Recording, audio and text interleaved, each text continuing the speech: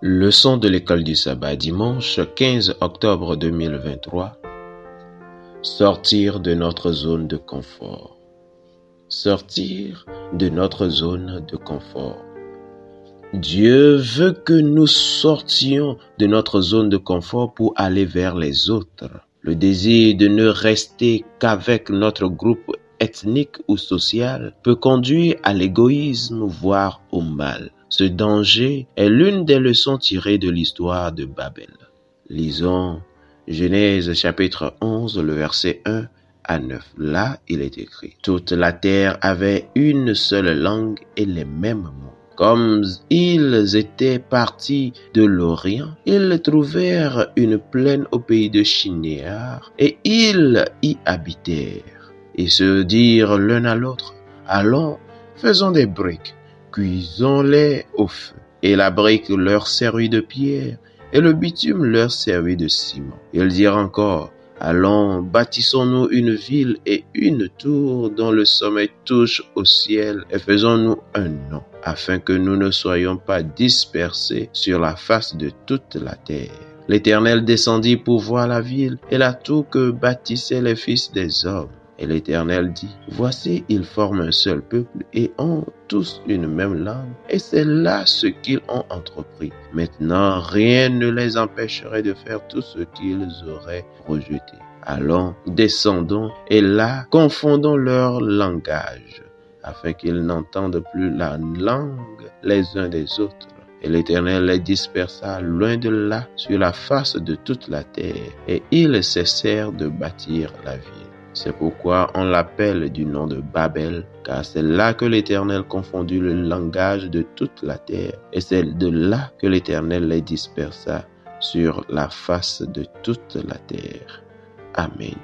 Quelles étaient les intentions du peuple? Que voulait-il faire? Et pourquoi Dieu les avait-il empêchés? Cette histoire de la tour de Babel révèle la grande ambition de ce peuple. Ils avaient l'intention de faire une structure monumentale, une ville et une tour comme il n'en existait nulle part ailleurs dans le monde. Une ville et une tour dont le sommet touche au ciel, et faisons-nous un nom. Genèse 11, le verset 4. Combien de fois les gens cherchent-ils à faire la même chose aujourd'hui? Que ce soit à travers la politique, l'art, les affaires, même la religion, cela n'a pas d'importance. Il y a toujours des personnes qui veulent se faire un grand nom. En fin de compte, leurs efforts sont futiles et dépourvus de sens. Voir Ecclésiaste 2, le verset 1 à 11.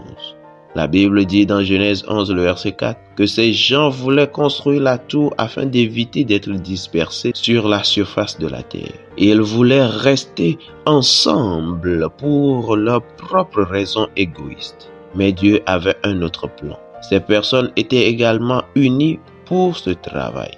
Mais l'Éternel dit: voici, ils forment un seul peuple et ont tous une même langue, et c'est là ce qu'ils ont entrepris. Maintenant, rien ne les empêcherait de faire tout ce qu'ils auraient projeté. Genèse 11, le verset 6. Ce plan ambitieux du peuple était en effet mauvais, bien que les Écritures ne le disent pas explicitement.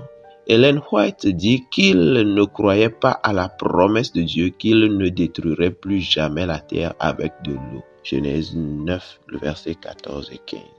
Ils avaient l'intention de construire une tour pour leur propre sécurité plutôt que de faire confiance à la parole de Dieu. Quel que soit leur motif ultime, Dieu savait que leurs intentions n'étaient pas pures, mais remplies d'ambitions égoïstes, et il les avait donc empêchés d'atteindre leurs objectifs. Faites-vous partie d'un groupe ou d'une communauté ethnique dont les membres sont plus à l'aise entre eux? De quelle manière pouvez-vous vous engager avec d'autres personnes qui ne font pas partie de votre race, de votre origine ethnique ou de votre nationalité? Fidèles auditeurs et internautes, que Dieu vous garde. Amen.